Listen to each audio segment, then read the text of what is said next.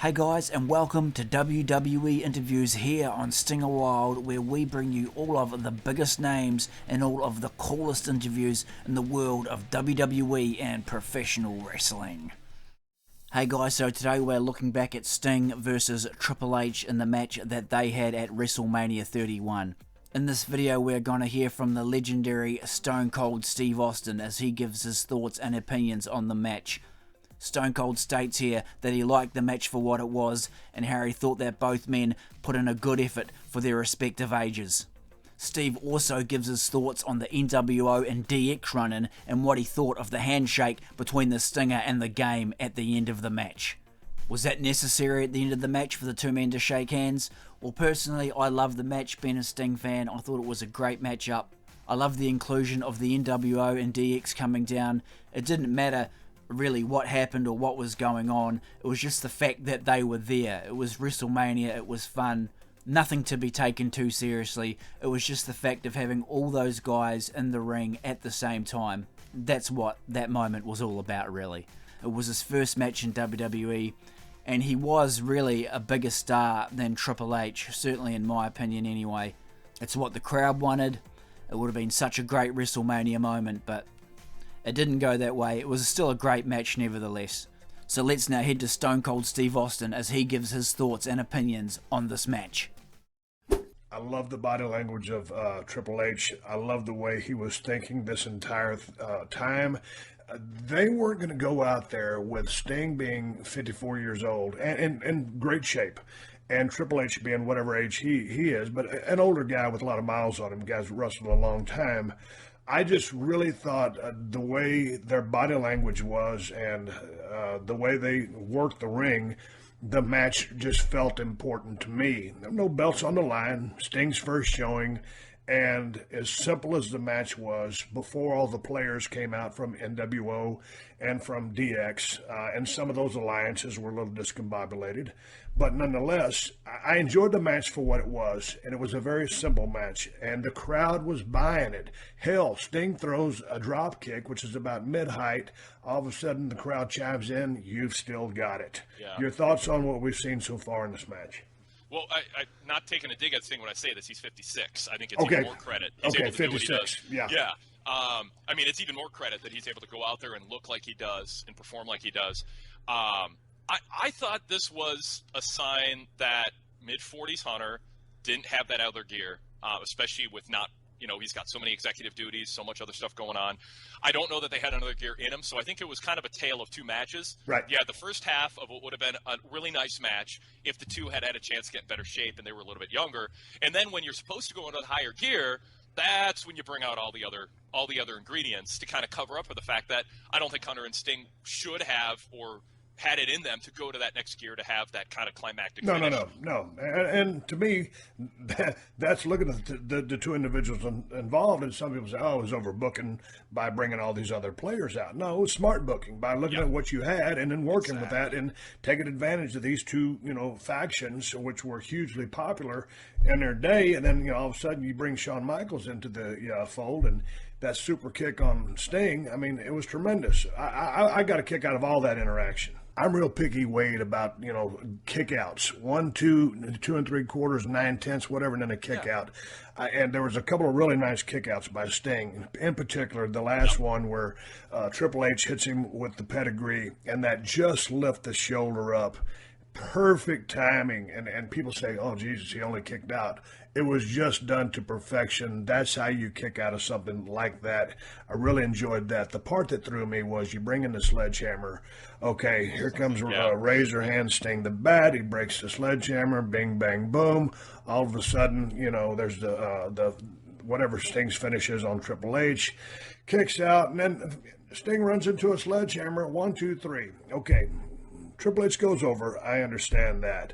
Then the handshake at the end really left me perplexed because they've got to go somewhere with this, because why would you shake the hand of a man who had to cheat to beat you and hit you in the head with a sledgehammer? That part I did not understand. Now, we're recording this on Monday afternoon. Monday Night Raw is in 5 hours.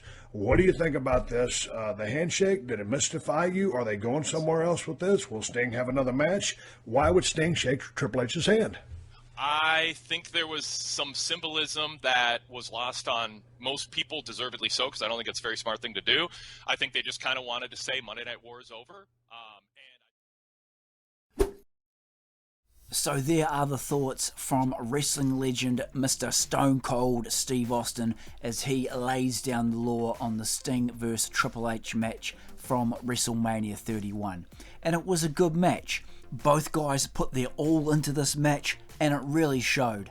They left it all out there in the squared circle at WrestleMania.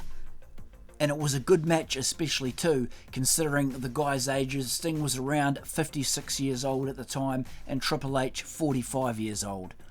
So Sting, definitely the older veteran of the two.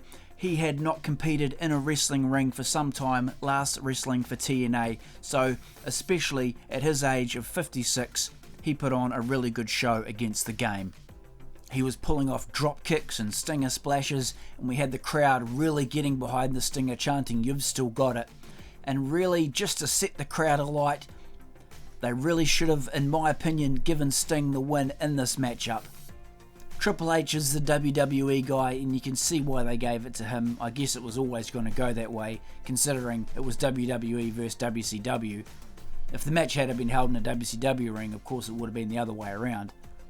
But you could really just feel the whole crowd getting in behind Sting, and it would have just lit the whole event off if Sting had have got the win here. It was his first ever match in WWE, his first ever WrestleMania, of course. So for those reasons, I think that they should have given Sting the win here. Because you can feel when Triple H got the win here and Sting wasn't victorious, it just deflated that crowd that much more. You could just tell there was a bit of air let out of that crowd.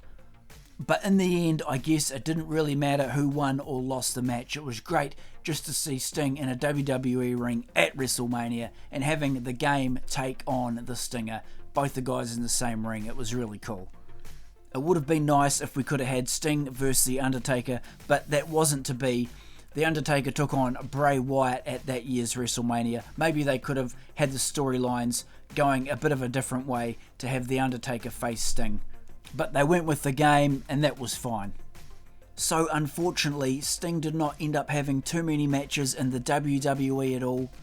This was his first match, and in fact would be one of his last as well. He would go on to face Seth Rollins in his second pay-per-view match in the WWE. That was at Night of Champions, and unfortunately that one did not end well for Sting, and that was his last ever match that he ever had in the squared circle. That match ended poorly for Sting when near the end of the match he collapsed, he fell to the canvas. He had taken a couple of bad bumps in that match, and to this day I haven't been able to go back and watch that match again, which is a pity because there were actually a lot of good moments up until that happened. It was actually a damn good match right up until the end. But that ending is very hard to watch back.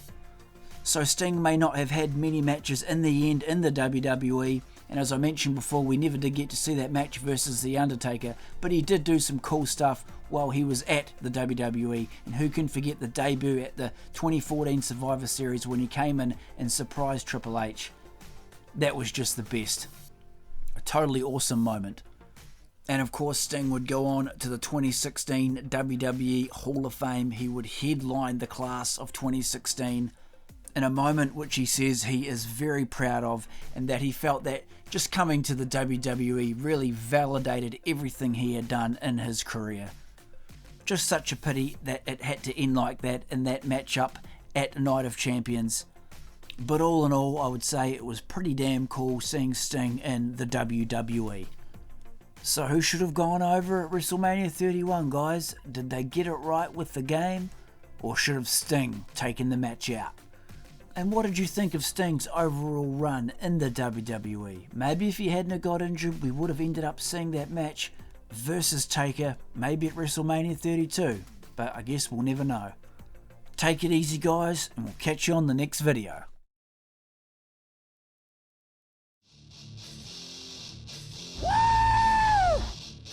Thanks heaps guys for tuning into the video. Be sure to drop a scorpion death drop on that like button and subscribe to the channel for more awesome pro wrestling action from the WWE, the WCW and much more.